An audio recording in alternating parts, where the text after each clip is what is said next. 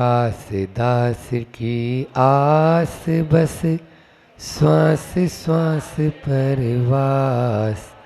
पार्श्व करो मत दास को उदासता का दास। ना तो सुर सुख चाहता शिव सुख की नाचा। तब तुति सरवर में सदा होवे मम अवेगा।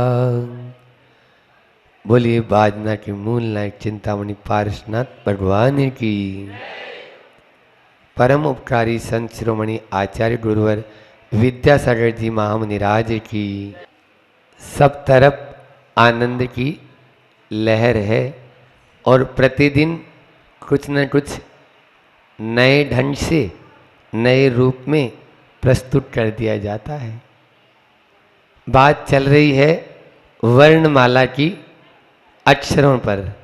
व्यंजन में ट वर्ग में आज अपना चौथा अक्षर है। एक बच्चा ऐसा हुआ कि शर्ट तो हमेशा ही पहनता है, लेकिन जो इस बार शर्ट पहन के आया तो उसमें ऊपर का जो बटन था ना, ऊपर का बटन नीचे वाले काज में लगा दिया।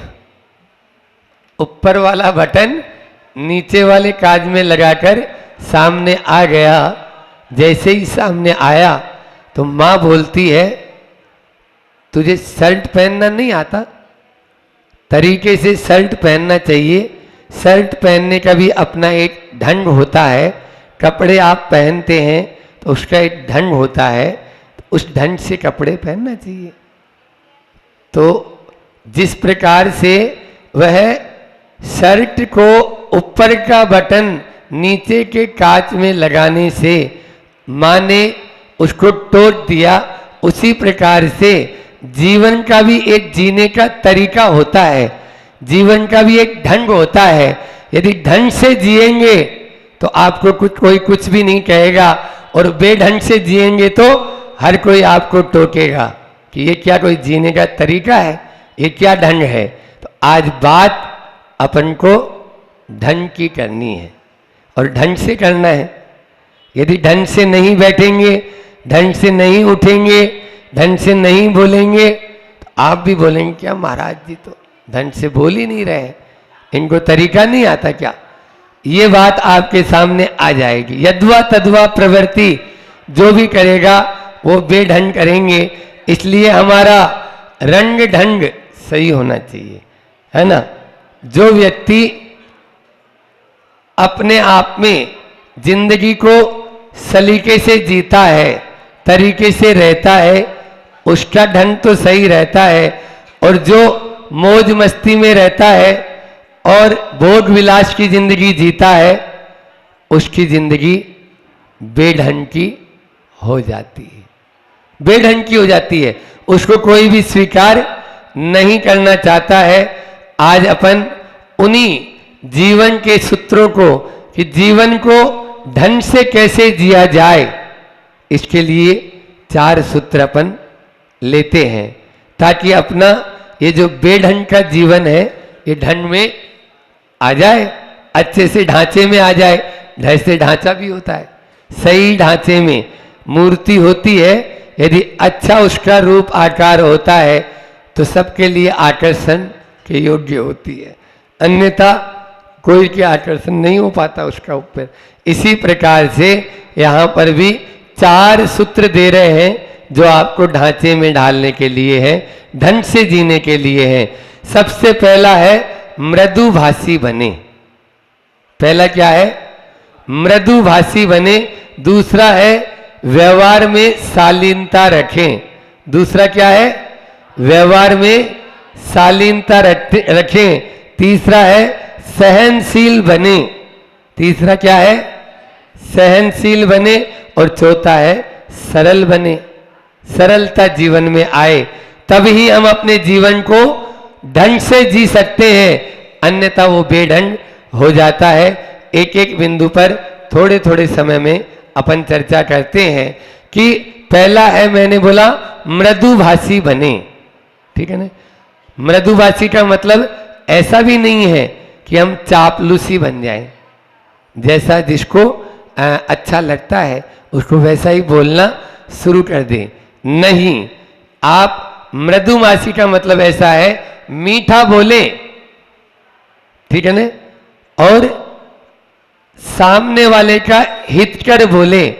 सत्यम ब्रूयात प्रियम ब्रूयात, सत्य बोले प्रिय बोले, लेकिन ऐसा सत्य न बोले और ऐसा प्रिय न बोले कि सामने वाले के लिए वो अहितकारी हो जाए।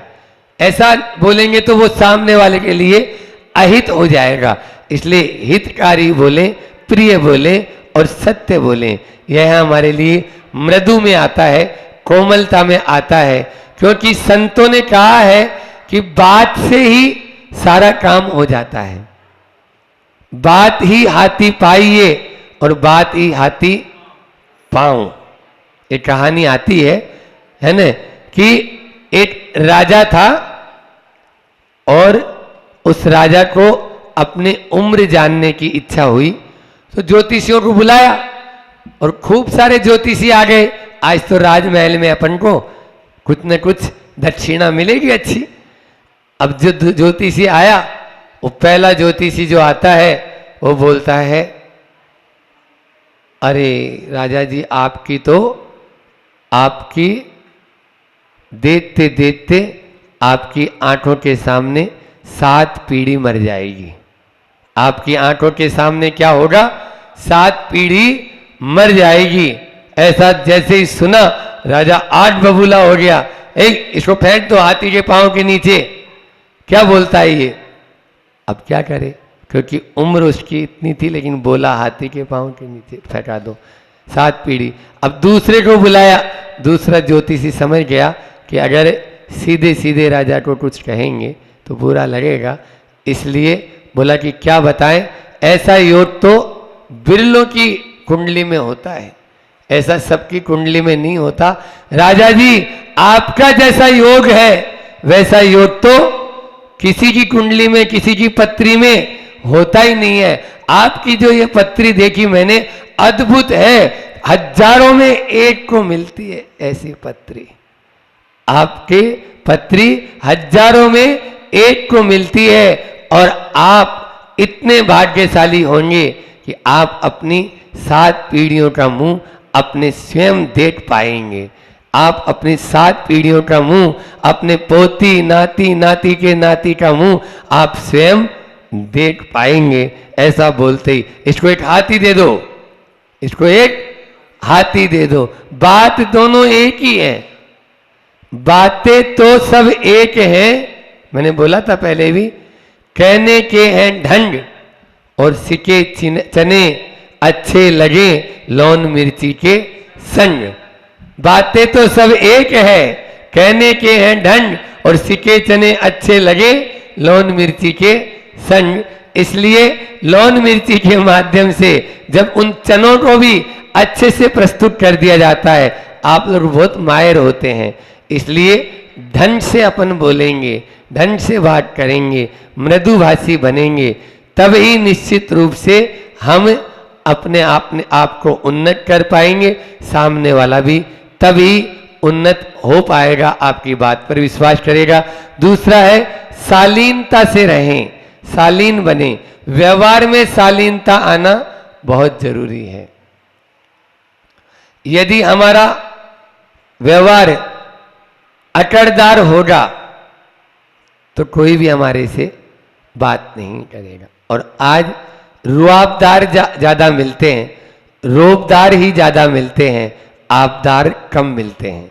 जो अदब से बात करे वो बहुत कम है, और जो रुआब झाड़े वो हर बात में रुआब से ही। छोटा सा बच्चा भी होता है, ऑर्डर के साथ में ही बात करता है, पेट से ही सीख के आता है वो तो इस प्रकार से रुआबदार नहीं बनना है, रोबदार नहीं बनना है, अपन को अदब वाला बनना है, आबदार बनता है। क्योंकि किसी ने ठीक ही कहा है कि अकड़ तो खास मुर्दे की पहचान है, जुटता वही है जिसमें जान है, जुटता वही है जिसमें जान है, इसलिए जिसमें जान है वही झुकेगा। बाकी तो अटड़ते ही रहते हैं, आज बात बात पर अटड़ते हैं। दूसरा जो है बड़ा आदमी, हम बड़ा आदमी बनना चाहते हैं। बड़ा आदमी तो सब बनना चाहते हैं, भला आदमी कोई नहीं बनना चाहता है। बड़े आदमी और भले आदमी का अंतर जानते हो? किसे कहते हैं बड़ा आदमी, बताओ? बड़ा आदमी मैं उसे मानता हूं जिसके पास जाने से कोई अपने आप को छोटा महसूस न करे। क्या बोला? बड़ा आदमी उसे माना जाता है जिसके पास जाने से कोई अपने आप को छोटा न माने, वो बड़ा आदमी कहलाता है। बड़ा तो बनना चाहते हैं, हर माँ अपने बेटे को बड़ा बनाना चाहती है, कलेक्टर बन जाए, इंस्पेक्टर बन जाए, डॉक्टर बन जाए, हाँ इंजीनियर बन जाए, लेकिन भला आदमी भी तो बनाना चाहिए ना। भला आदमी बनेंगे तो जीवन संस्कार के साथ में जीवन जिसका होगा वो भला आदमी होगा। और पद प्रतिष्ठा ख्याति नाम के अंदर जो ऊपर उठना चाहेगा वो बड़ा आदमी बनना चाहेगा। हमें भला आदमी बनना है, बड़ा आदमी नहीं। फिर तीसरा सहनशील बने। सहनता, आजकल धैर्य की कमी हो रही है। महाराज श्री जी तो अभी बोल ही रहे हैं उसी पर ही, है ना। धीरज, धीरज अधीरता की ताकत है, अधीर व्यक्ति की ताकत है, और अधीरता ताकतवर की कमजोरी। धीरज अधीरता की, अधीर व्यक्ति की ताकत है और अधीरता ताकतवर की कमजोरी है। वो कमजोर हो जाएगा। एक व्यक्ति से पूछा, क्या धैर्य के बल पर आप चलनी में पानी ठहरा सकते हो? बोले हाँ, हम चलनी में पानी भी ठहरा सकते हैं यदि आपके पास धैर्य हो तो। बस बर्फ बनने जितना धैर्य आप रखो, यदि वो बर्फ बन जाएगा तो चलनी में पानी भी टिकाने का आप काम कर सकते हो। इतनी आप में कुव्वत है, लेकिन हमारे में इतना सब्र और इतना धैर्य हो तभी हो पाएगा। और अगला है सरल बने, कुटिल न बने। बहुत ज्यादा हम कुटिल बने हुए हैं, जब तक सरल नहीं बनेंगे तब तक कुछ भी होने वाला नहीं है। क्यों, सुन रहे हो राजेश? हाँ, आज ढह पे बात कर रहे हैं तो ढंग की बात करो। लोग क्या करते हैं, सरल दिखते हैं, सरल होने का नहीं है। यही सरलता का ढोंग है। क्या है? ढोंग। आज ढोंग पे ही बात करना है अपन को, क्यों ढह पे बात कर रहे हैं। अभी अपन ने ढह पे ढंग से बात की, अब ढोंग से बात करते हैं। ढोंग से ढोंग करना, ढोंग रटना, ढोंग दिखाना और ढोंग निभाना। क्या बोला? ढोंग रिपीट कर रहे हैं, ढोंग करना, ढोंग रटना, ढोंग दिखाना और ढोंग मिटाना। ढोंग मिटाना, ठीक है ना। तो ये चार ढोंग है। आज व्यक्ति जो है वो दिखता नहीं है, दिखना भी नहीं चाहता। वो सामने कुछ और होता है और भीतर कुछ और। यही छल है, यही ढोंग है, यही कपट है, यही आपके अंदर में एक जो छिपाने की प्रवृत्ति है, ये ढोंग है।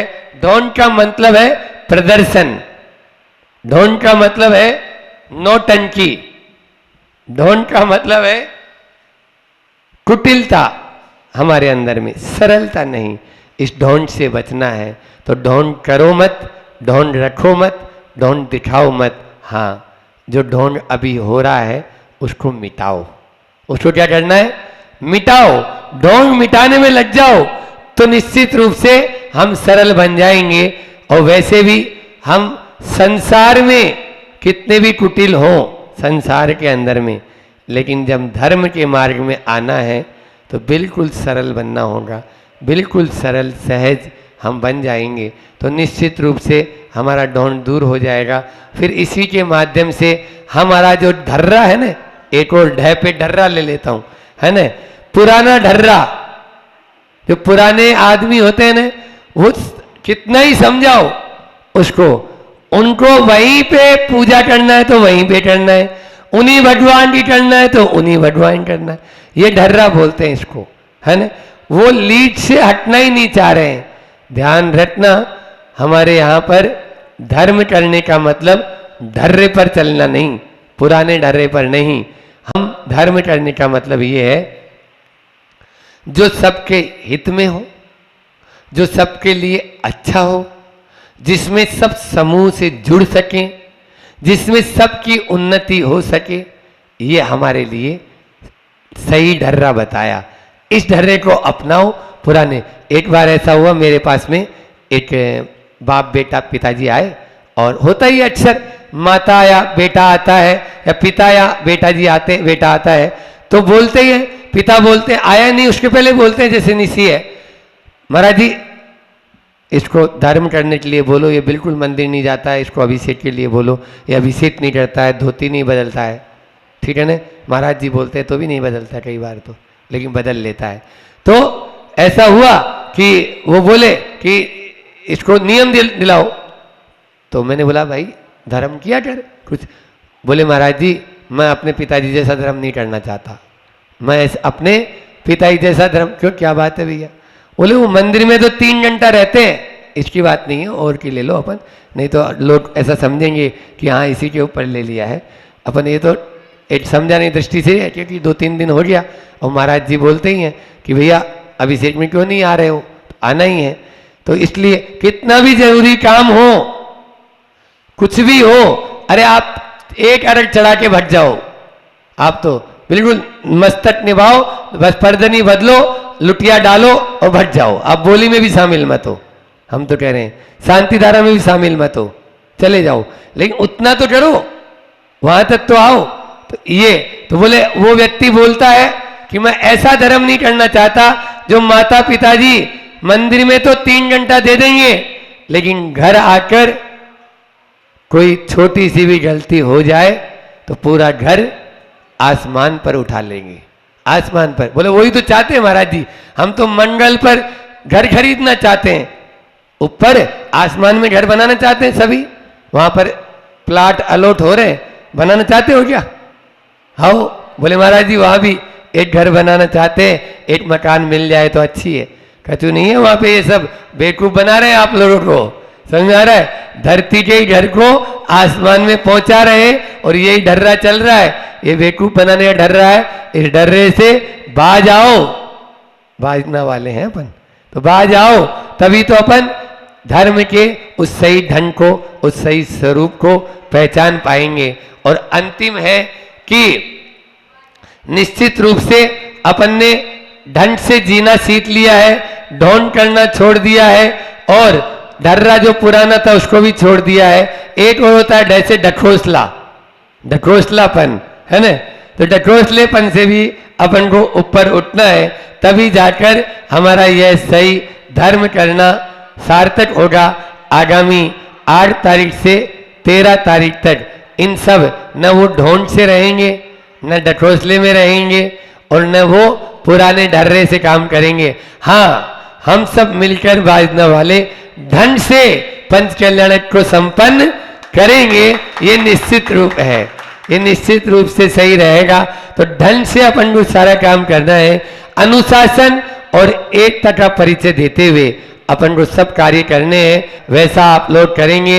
4 तारीख के पात्र चयन है, सब लोग मिलकर सारे प्रतिष्ठान अपने दोपहर में बंद रखें और यहाँ पर आकर हम सब उस पूरा जो मंडलाचरण है, फर्स्ट इंप्रेशन ही लास्ट इंप्रेशन होता है, तो पहले ही इंप्रेशन में इतना अपन काम कर देंगे कि आगे कुछ सोचने की जरूरत ही नहीं पड़ेगी। इस प्रकार से यह है सानंद पंच कल्याण को इसी भावना के साथ में मैं अपनी वाणी को विराम देता हूँ। बोलिए अहिंसा परमो धर्म की। हमने कहा देखो सीढ़ियों से चढ़ो, आचार्य भगवान बार बार बोलते हैं कि हर चीज़ का आनंद लेना चाहिए। पहले 2 प्रतिमा लो, फिर 3 लो, फिर 4 लो। मैंने कहा वो तो मुझे मौका नहीं मिला, नहीं तो मैं भी बिल्कुल ऐसे ही करता, ये तो मुझे मौका नहीं मिल पाया है। तो फिर भी वो नहीं माने। अंत में उनसे हमने फिर कहा कि भैया मान जाओ, क्योंकि थोड़ा सा हमारा जब कोई मानता नहीं है तो थोड़ा गुस्सा भी आ जाता, तो एकदम गुस्से में हमारे मुख से निकल गया कि ध्यान रखना तुम जो है ना, जो एक रोटी के चक्कर में आधी रोटी भी छोड़ दोगे, कल तुम जब चाहोगे ना तब तुम्हें दीक्षा भी नहीं मिलेगी। जब तुम चाहोगे ना तुम्हें दीक्षा भी नहीं मिलेगी, मान जाओ मेरी बात। अरे महाराज जी कुछ नहीं, ले लूँगा मैं, आप चिंता नहीं करो। वो नहीं माने, 4 महीने पूरा चौका लगा, मेरे आहार नहीं हुए, उनको अपने आहार की चिंता नहीं। परिवार के पूरे लोग लगे और मेरी भी जिद, साधु हट तो बाल हट और साधु हट एक ही होती। मैंने कहा मैं नहीं आऊँगा चाहे जो हो जाए। वो जिस दिन प्रतिमा लेंगे उसी दिन आहार करने आऊँगा, उसके पहले नहीं आऊँगा। हुआ ये, रामटेक की में दीक्षा थी और पुण्य तो उस व्यक्ति का था। आचार्य श्री बहुत लाइक करते थे उस व्यक्तित्व को। सबसे पहले दीक्षा में उनका नाम, सबसे पहले ऊपर प्रथम में उनका नाम दीक्षा में। बहुत अच्छी बात है कि अब दीक्षा में उनका नाम था, वो तो 2-3 साल गुजर चुके बात की बात थी। अब सबसे पहले उनको बुलाया गया। अब सबसे पहले बुलाया गया, बुलाने के बाद वो आचार्य श्री के चरणों में वो बोल रहे हैं आचार्य श्री दीक्षा ले लो, और वो बोल रहे हैं मैं दीक्षा नहीं ले पाऊंगा। वो बोल रहे हैं मैं दीक्षा नहीं ले पाऊंगा, फूट फूट के गुरु के चरणों में रो रहे हैं। बोले दोनों घुटने मेरे काम करना बंद हो गए, दोनों घुटने मेरे काम, बड़ा सबसे बड़ा साधु बनना था, 1 नंबर बनना था उनको। बोले मेरे दोनों घुटने जो हैं वो काम करना बंद हो गए। डॉक्टर ने कहा ऑपरेशन करना पड़ेगा, ऑपरेशन के बिना आप नहीं चल सकते हो। क्या? ऑपरेशन के बिना आप नहीं चल सकते हो। अब वो आप दीदी तो समझ गई कि कौन से हैं, नहीं समझे? अब बताना ठीक नहीं है, बाद में बता देंगे। ऑपरेशन के बिना आप नहीं चल सकते हो, ऐसा उन्होंने महाराज जी से कहा। और जैसे आचार्य जी के पास वो मेरे पास रामटेक में आए, फूट फूट के रोने लगे। बोले महाराज उस वक्त आपने कहा था कि तुम्हें कुछ नहीं मिलेगा और तुम रोगे, और आपके शब्द लग गए।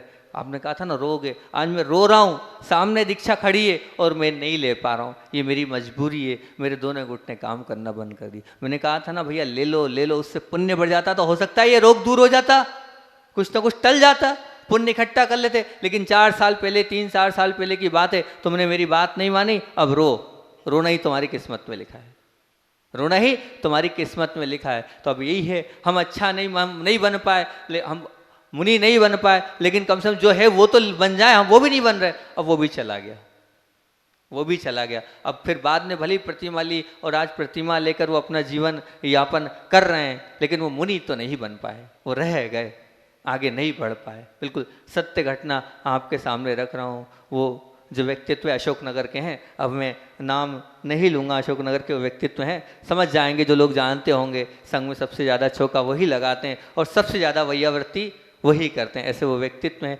और आगे बढ़ें तो कुछ लोगों की मानसिकता होती है, बच्चे लोगों की, हम बाहर नहीं जा सके, हम बाहर नहीं पढ़ सके, हम बहुत कुछ बनना चाहते थे लेकिन नहीं बन पाए।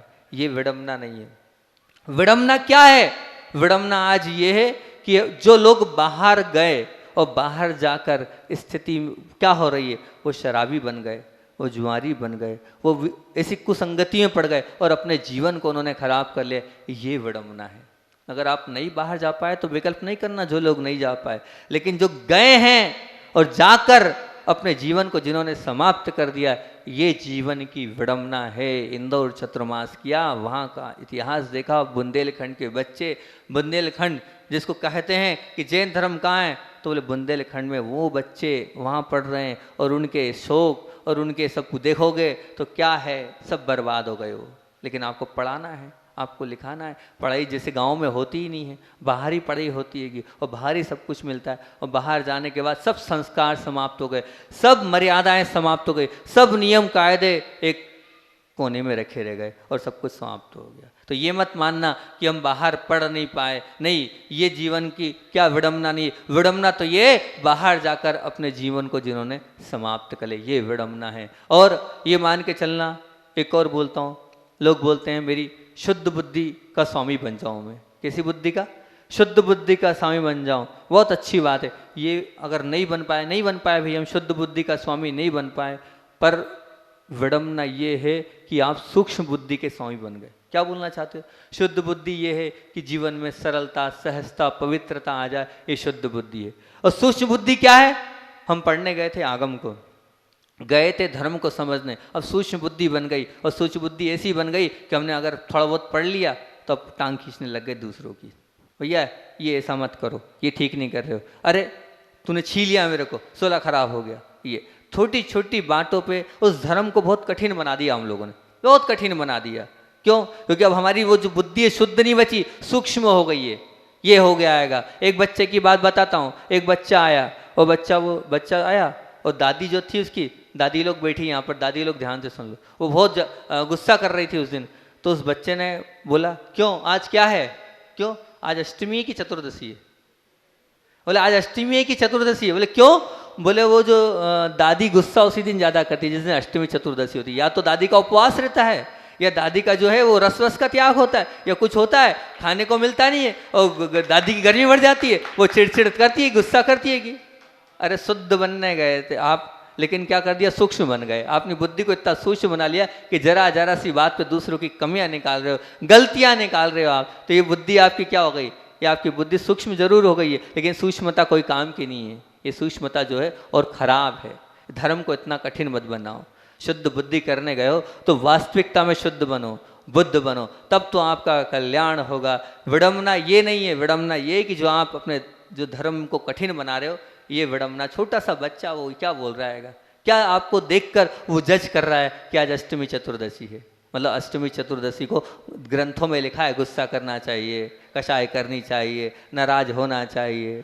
तो काय को कर रहे हो भैया ऐसा उपवास, काय को रस त्याग कर रहे हो, काय को ऐसा इस प्रकार का कर रहे हो कि बच्चे इस प्रकार की परिभाषा बनाए धर्म की। ऐसी धर्म की परिभाषा, ऐसी बुद्धि नहीं बनाना हमें, ऐसी सूक्ष्म बुद्धि नहीं बनाना हमें। तो कैसी बनाना है, शुद्ध बुद्धि बनाना है। हम कैसे इस बुद्धि के मालिक बने, शुद्ध बुद्धि के मालिक बनेंगे तो बहुत अच्छी बात यह होगी, नहीं तो कोई मतलब नहीं है। ध्यान रखना, ये वास्तविकता है।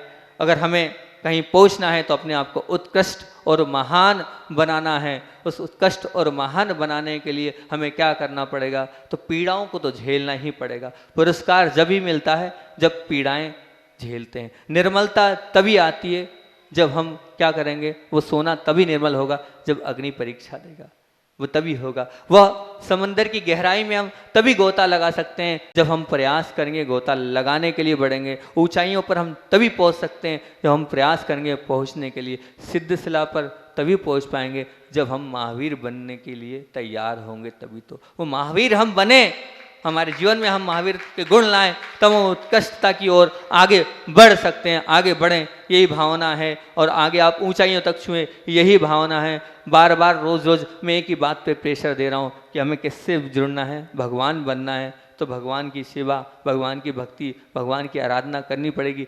अभी भी लोग कम आए हैं, अभी प्रयास आपका कम है, अभी दुकानदारी आप नहीं कर पा रहे हो। जितने लोग आए हैं उनसे मैं कह रहा हूँ, जो आ रहे हैं वो तो बहुत अच्छी बात है, लेकिन और लोगों को साथ लाएं और अपना पुण्य बढ़ाएं। असली कमाई वही होगी, असली ग्राहकी वही होगी। अभी कोई आज लाया, एक आध व्यक्ति नया आए थे, बहुत अच्छी बात है, लाना है आपको। अब मैं अभी इतना ही देख पा रहा हूँ तो सोच रहा हूँ इतना ही होंगे, चले गए, लेकिन लोगों को लेके आना है। जितना आप लाओगे उतना पुण्य आपके उसमें खाते में जमा होता चला जाएगा और ब्याज से ही आपका कल्याण होता चला जाएगा। आचार्य भगवान का संस्मरण सुनना है, सुनना है। अंत में आपको आचार्य भगवान की बात सुना देता हूँ। आदमी की जो व्यक्तित्व की सोच है, देखने का जो नजरिया है, यदि अच्छा होता है तो बुराई में भी वो क्या करता है, अच्छा ही निकाल लेता है। प्रतिकूलताओं में भी वो अनुकूलता को खोज लेता है। बिल्कुल निश्चित बात की पलना, वो गुण और दुर्गुणों में भी वो गुण को देख लेता है। ऐसे महान व्यक्तित्व होते हैं जो बुराइयों में भी अच्छाई निकाल देते हैं। एक बार की बात है, आचार्य भगवंत जो हैं सामायिक के लिए खड़े हो रहे थे, तो एक महाराज जी पहुँचे, आचार्य श्री जी थोड़ा सा उतर जाइए पाटे से। तो बोले क्यों, बोले ये पाटा जो है इसमें बड़े बड़े छेद हैं, ये जो पाटा है बड़े बड़े छेद है, इसमें तकलीफ होगी। बोले किसे तकलीफ होगी, आचार्य जी ने कहा, बोले शारीरिक तकलीफ होगी इसलिए। तो आचार्य भगवान बोलते हैं यही तो है हमारी कमी कि हम बाहरी जो द्रव्य हैं उन बाहरी द्रव्यों में हम राग द्वेष कर रहे हैं, उसमें अच्छा बुरा देख रहे हैं, इसलिए हमें केवल ज्ञान नहीं हो रहा है। केवल ज्ञान नहीं होने का कारण ही है कि उन बाहरी द्रव्य को हम देखते जा रहे हैं और उसमें हम अपनी हे उपादेय बुद्धि लगा रहे हैं, बार बार उसको छोड़ रहे हैं। क्या क्या हमारे योग्य है, क्या अयोग्य, इसी में लगे हम, योग्यता योग्यता में। तो महाराज जी जो बोले आचार्य श्री जी बड़ी विनय पूर्वक बोले, ऐसे आचार्य श्री सामने ज़्यादा बोलने की हिम्मत नहीं होती कि बड़ी विनय पूर्वक बोले, आचार्य श्री जी इसलिए हम कह रहे हैं कि अगर मान लो बाहरी वातावरण और बाहरी सामग्री अच्छी होगी तो साधना अच्छी होगी, बाहरी सामग्री अच्छी होगी तो साधना अच्छी होगी। तो आचार्य श्री कहते हैं, कौन कहता है कि बाहरी जो साधन है वो खराब है? आपका मन खराब है तो बाहरी साधन खराब है। अगर आपका मन अच्छा है तो बाहरी साधन भी अच्छा बन सकता है। आप निमित्त, क्या बोला, आप निमित्त को अच्छा बुरा मत कहो, आप निमित्त को निमित्त से राग द्वेष नहीं करो। आपने बाहरी निमित्त को स्वीकार कर लिया है तभी आप अपनी मंजिल पर पहुंच पाओगे। कष्टों को और व्याधियों को सहन करने के बाद ही हम ऊंचाइयों को छू सकते हैं। ये हमारी कमी है कि थोड़ी सी प्रतिकूलता होती है और हम छोड़ देते हैं। ये हमारी भी कमी है कि हमें पाटा देखते हैं भैया क्योंकि तकलीफ हो जाती है। लेकिन आचार्य श्री ऐसे हैं कि अपने शरीर से मोह ही नहीं करते हैं और शरीर से निर्मोह रहते हैं और इस प्रकार से चाहे जहाँ चाहे जैसे बैठ जाते हैं। ऐसे आचार्य भगवान, ऐसे गुण हमारे अंदर तो नहीं है, हम भावना बाते हैं, ऐसे उनके जैसे गुण हमारे अंदर भी। बोलिए आचार्य भगवान विद्यासागर जी महामुनि राज की। संघर्ष भरा जीवन, संघर्ष भरा जीवन निश्चित तौर से एक दिन हर्षमय बनता है। जीवन में हम जब संघर्ष की मंजिल पर चढ़ते हैं और संघर्ष हमारे जीवन में आता है तो ये मान के चलना वो एक ना एक दिन हर्ष को भी लेके आएगा, एक दिन आपको प्रसन्नता के डगर पर भी चढ़ाएगा। जैसे मान लीजिए आपके मकान में, आपके घर में भोजन बनाने के लिए क्या है आपके पास? गैस है, गैस कनेक्शन है ना, सबके पास गैस है क्योंकि वो उपयोगी है। उसके माध्यम से क्या, वो भोजन जब अग्नि में पकता है तो क्या होता है? भोजन बनता है। अन्न जब अग्नि में पकता है तो क्या बनता है? भोजन बनता है। ऐसे ही ध्यान रखना, संघर्षों की आग हमारे जीवन को क्या करती है? परिपक्व बनाने में बहुत उपयोगी है। जिस प्रकार से उस भोजन को परिपक्व बनाने के लिए वो अग्नि क्या हो, वो अग्नि क्या करती है कि पकाती है। ऐसे अपने जीवन में को उपयोगी बनाना है, परिपक्व बनाना है तो ध्यान रखना, संघर्ष आए तो घबराना बिल्कुल मत, उन संघर्षों से डरना नहीं, उनसे हमें पीछे नहीं हटना है। सोना निकलता है खदान में से, लेकिन परंतु उस सोने को कौन? अग्नि ही तो शुद्ध करती है, अग्नि ही करती है ना शुद्ध सोने को। घड़ा तैयार होता है चक्र पर, परंतु मजबूत करने का काम कौन करता है बताओ? अग्नि करती है मजबूत करने का काम। सैनिक बहुत सारे तैयार होते हैं मैदान पर, परंतु उनके शौर्य की परीक्षा कहाँ होती है? युद्ध के मैदान में होती है उनकी शौर्य की परीक्षा। बिल्कुल जब वो युद्ध करते हैं तभी पता चलता है कितना शौर्य है। नाविक तैयार होता है शांत सागर में, जब वो सीखता है नाव चलाना, तैरना जब सीखता है तो शांत तालाब में, शांत नदी में, शांत सागर में वो तैरना सीखता है। परंतु उसके शौर्य की परीक्षा कब होती है कि उस नाविक की? जब वो तूफानी समंदर हो तब उसके शौर्य की परीक्षा होती है। मान लो वो विद्यार्थी है, प्रथम आया है, राष्ट्रपति उसे पुरस्कृत कर रहा है, वो वहां तक पहुंचने के लिए उसे क्या करना पड़ेगा? कठिन परिश्रम करना पड़ेगा। बहुत सारे संघर्षों से गुजरने के बाद वो वहां राष्ट्रपति पुरस्कार प्राप्त करता है। ये बिल्कुल इसे संक्षेप से अगर हम इसे कहें तो तैयार होना अलग बात है और मजबूत होना अलग बात है। ध्यान देना मैं क्या बोल रहा हूं, बहुत अलग बात बोल रहा हूं। तैयार होना अलग बात है और मजबूत होना अलग बात है। अनुकूल वातावरण में तैयार हुआ जा सकता है, परंतु मजबूत होने के लिए प्रतिकूल वातावरण के बिना चल नहीं सकता। अगर आपको मजबूत होना है तो जितना प्रतिकूल वातावरण मिलेगा उतने आप मजबूत होते चले जाओगे। अपने आप को मजबूत बताना ना, आपको बनाना है, तो फिर प्रतिकूल वातावरण से डरते क्यों हो, घबराते क्यों हो? लेकिन दुख के साथ कहना पड़ रहा है कि सभी क्षेत्र आज इंसान की अनुकूलता देने के लिए होड़ मची हुई है। आज हमारी एडवांस टेक्नोलॉजी इतनी आगे बढ़ रही है कि हमारा सब कुछ सत्यानाश हो चुका है, बिल्कुल सब कुछ सत्यानाश हो चुका है। संघर्ष हमारे जीवन में बचा नहीं, मेहनत हमारे जीवन में बची नहीं है। हम मेहनत करना नहीं चाह रहे हैं बिल्कुल। आज पानी गर्म करना है तो पहले हमारे घर में चूल्हा हुआ करता था, सिगड़ी हुआ करती थी, हम मेहनत करते थे। आज क्या है, नई टेक्नोलॉजी ने हीटर दे दिया और वो क्या बोलते हैं उसको, वो घर में चलता है उसको क्या इंडक्शन। इंडक्शन। अभी एक सज्जन आए, बोले महाराज जी वो जो हम पानी पहले चूल्हे पे गर्म करते थे, अब वो चूल्हे पे गर्म करते थे, अभी गैस पे करने लगे, ठीक है, लेकिन अभी जो इंडक्शन आया है इंडक्शन का पानी सबसे ज़्यादा हानिकारक है।